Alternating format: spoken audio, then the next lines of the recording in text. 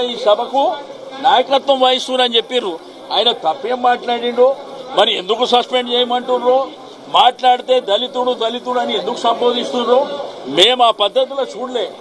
ఆయన ఒక గౌరవప్రదమైనటువంటి శాసనసభాపతిగానే మేము చూసినాం తప్ప మేము వ్యక్తిగా కానీ కులపరంగా కానీ చూసినటువంటి దాఖలాలు లేవు.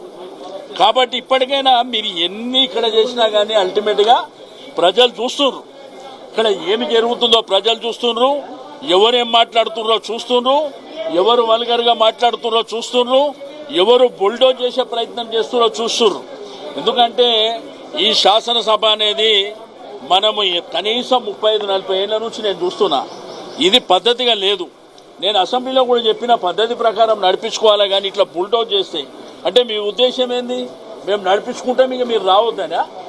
మీరు రావద్దనుకోని ఇట్లా మీరు అట్లా డిసైడ్ చేసుకుంటే మేము కూడా ఆలోచిస్తాం.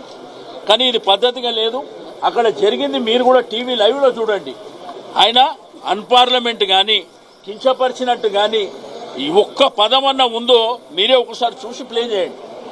మాట్లాడని దానికి ఏదో నిన్న మొన్న ముఖ్యమంత్రి గారు ఇక్కడ శాసనసభలో కాంగ్రెస్ పార్టీ మీటింగ్ పెట్టినప్పుడు, వారి యొక్క లెజిస్లేచర్ మీటింగ్ పెట్టినప్పుడు మరి వారు ఏదో మీరు గట్టిగా ఉండాలని పేపర్లో టీవీలో చూసినాం.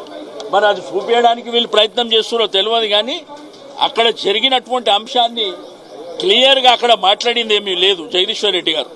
రెండోది, ఆయనకు వచ్చిన అవకాశాన్ని మధ్యలో వాళ్ళు ఇంటర్వ్యూన్ అయ్యి ఓసారి ఒక విప్ గారు మాట్లాడతారు, ఒక మంత్రి గారు మాట్లాడతారు.